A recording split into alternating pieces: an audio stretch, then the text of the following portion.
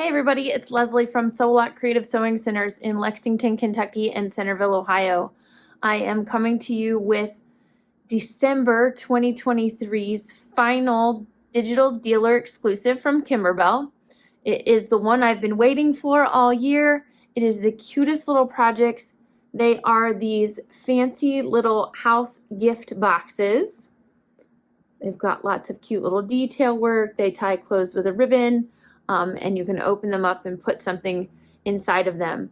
This is the smaller of the two sizes. It's the one we're going to be creating in our video today for time's sake, but you have this file as well as a larger one to choose from. So I hope you enjoy, and I can't wait to see all the gift boxes you make. So to start this project off, we have gathered all of our supplies: fabric, mylar, the shapeform interfacing, as well as a piece of wash-away stabilizer, a piece of sticky wash-away stabilizer, a piece of topper, as well as a piece of the light mesh cutaway stabilizer. So the first thing we're going to do to get ready to go for this project is we're going to hoop up our piece of just regular wash-away stabilizer. You're going to need, depending on which design file size you've used, you're going to need a hoop appropriate to fit either the 5x7 or the 8x10 version of the design. I'm using my 240 by 150 and I'm doing the 5x7 for this demonstration. So I'm just gonna hoop up my wash-away stabilizer, and then next we're gonna go to the machine and we're gonna call up the design file that shows all the little parts and pieces of the house.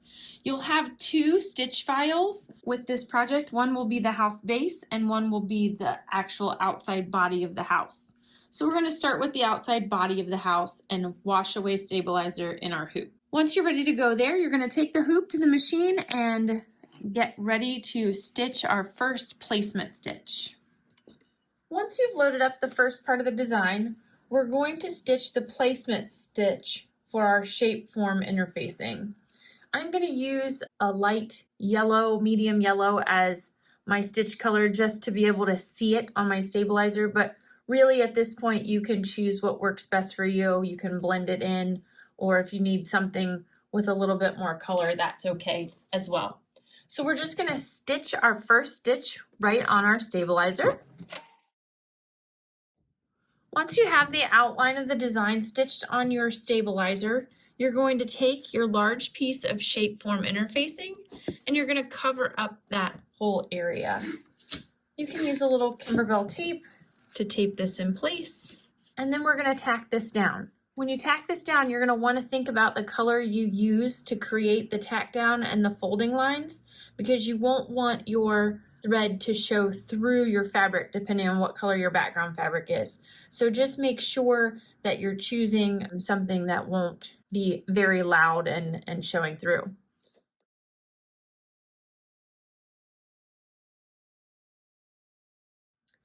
Now that our placement, tack down lines, and our scoring lines have been stitched, we're going to remove the hoop from the embroidery arm and we're going to do some trimming. So step one for our trimming involves trimming away the outside edges of this shape form interfacing. We don't want to cut through the stabilizer and we don't want to cut through the stitching. So we're just going to cut right along the outside edges. The next step of our project, we're going to leave the hoop off of the machine. We've now trimmed around the outside edges of that shape form.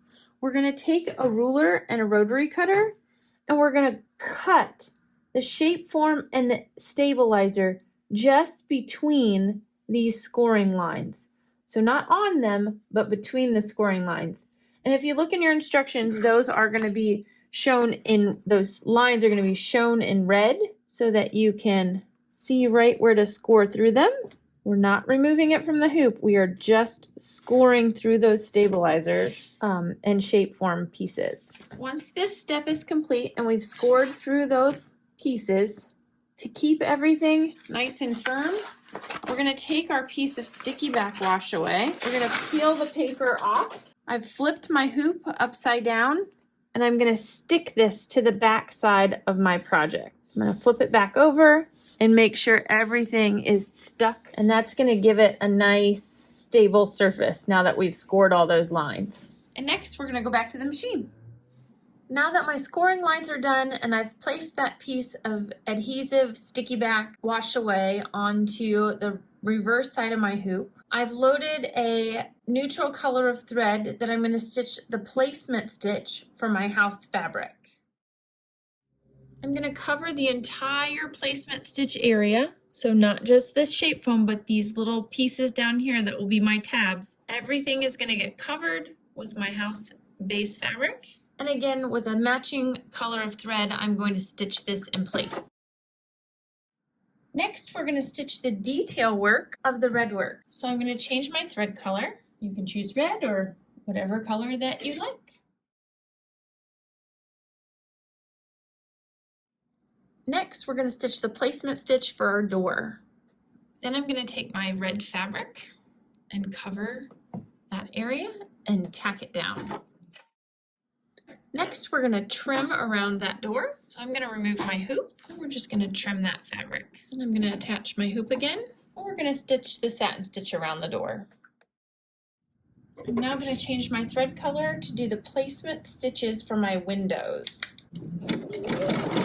Once my window placement stitch is done, I'm going to take my piece of clear iridescent mylar, and I'm going to cover up all 4 window areas, and I'm going to tape it in place. And then I'm going to stitch all that window detail right on top of the mylar.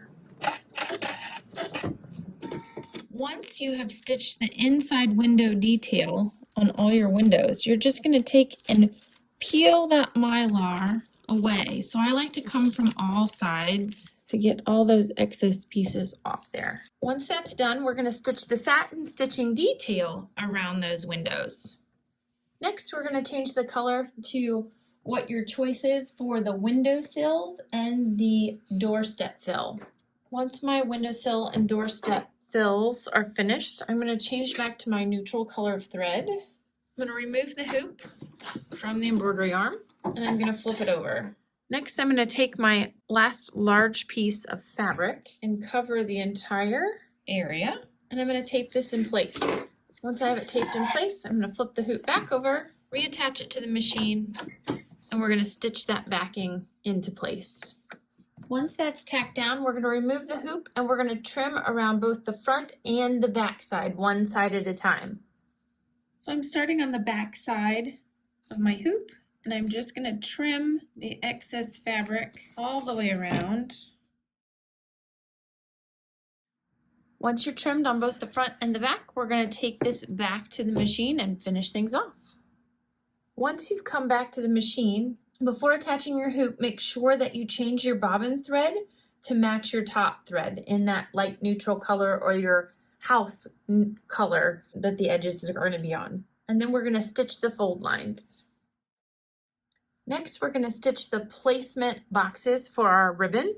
Next, we're going to take our 2 pieces of ribbon, and we're going to place those raw edges right inside that placement box that was just stitched. And I'm going to tape it above the placement box and repeat on this side as well. I'm going to place my piece of wash away topping. I'm going to tape that in place. And then we are going to stitch our satin stitch around the houses.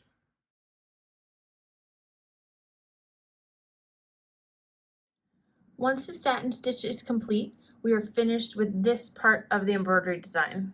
We're going to remove from the hoop.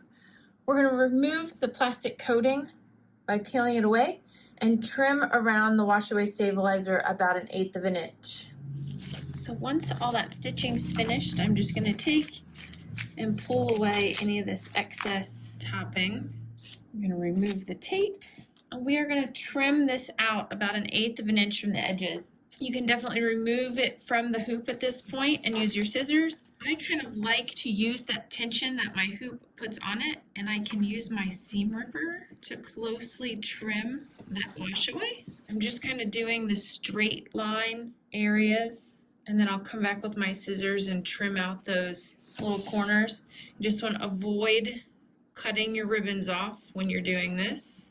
Next, I'm going to take a Q-tip or a wet sponge, and you're going to wet these edges. Just lightly wet them to remove the extra little bit of stabilizer that's left. I will caution you the fact that we're using a cream color and a red thread. Depending on what type of thread you used, you may get bleeding, not always, but just as a cautionary, you may not want to wet the thread. And so therefore, just keep that a light wet towel or Q-tip along the edges to remove any excess stabilizer there. I'm gonna unhoop what's left over in my embroidery hoop. And I'm gonna grab my next piece of stabilizer, which is a lightweight mesh cutaway. And we're gonna get that hooped to create the base for our little house. So to create the base of our house, we are going to use the second stitch file that we have. It's just the little square piece. We're going to use light mesh cutaway hooped in our hoop. And our first step is going to be just to stitch a placement line for our base. Before we do that, you'll want to make sure that your bobbin thread is a neutral color, and you're just going to stitch that baseline right onto your stabilizer. Next, we're going to take our square piece of shape form interfacing. We're going to cover that area and we're going to tack it down in place. Next, we're going to trim around the shape form interfacing. You could do this in a trim position or remove your hoop from the embroidery arm, whatever is easiest. I do like to kind of fold it up as I go around. It just helps to keep me right along that edge without cutting through. Our next step is going to be to stitch the placement line for our fabric around that square. I'm going to take my square of base fabric. I'm going to cover up that placement stitch, and then I'm going to tape it in place. Next, we're going to get ready to place the envelope backing pieces on. Those are those two rectangle pieces you have left. If you haven't already, you're going to prepare those by folding them in half, wrong sides together, hamburger ways. You're going to take both of those, fold those in half, get a nice fold on them. Once you've pressed those two pieces, you're going to place them on top of the project with the folds towards the center, overlapping about 1/2 inch. And you can tape those in place, and then we're going to stitch this down. Now our base is finished. So we'll remove it from the hoop. We're going to trim about 1/8 inch around the edge of the stitch line. We're going to clip our corners, and we're going to turn this and get ready to assemble. So using my ruler and rotary cutter, I'm going to trim 1/8 inch all the way around. I'm going to carefully clip off my corners, and then we're going to flip this right side out. Point turner definitely will come in handy because this is kind of a tight area to get those corners nice and clean. And then we're ready to start assembling. You're going to want some fabric glue and an area where you can do some construction. So what we're going to do is we're going to take and we're going to fold this up, and this long tab on the one side is going to adhere to the inside of this piece. So it's on this little house, it's pretty short. I'm going to take my glue run it along this edge and adhere those two pieces together. I'm using hot glue. You could use liquid stitch or another type of fabric glue. Hot glue sets nice and quickly. If you're using another type of glue, it's going to take about 8 to 10 minutes. You're going to hold that in place. Your hot glue is going to set a little bit faster. But I know a lot of people don't like to work with hot glue. Once I'm happy with how that is set, this is where I'm going to put my base in. And I am actually going to go ahead and fit this down inside a little bit further than it needs to be. And then I'm going to place my glue along the short sides of my tabs on the inside, folding one at a time and bringing it up against that base. So I'm using the inside, I'm using my fingers on the inside to press that base against those tabs that I've applied the glue to. Once I get those set, I'm just going to take and let that glue set underneath. And when it's done, I'm going to pull my ribbons closed and tie, and then I can trim those tails as fit. And you have your cute little gift box house. So we just finished up project number 12, actually 13 with the bonus for Kimberbell Digital Dealer Exclusive 2023. I hope that you have enjoyed. This project is definitely probably my favorite all year. I've been waiting for it since I saw it come out at the end of last year. I think these will make the cutest little table favors, gifts if you're having a party, or just something nice if you're dropping in to see somebody for the holidays.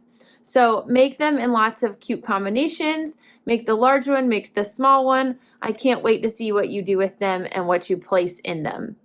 Thank you so much for joining me this year as we have gone through month by month of the Digital Dealer exclusive projects. I hope that you have enjoyed this as much as I have and look forward to all the fun things we can do sewing and embroidery next year. Remember, if you like this video, subscribe to our channel below and make sure you like the video as well. I look forward to seeing you and going on another journey with you next year.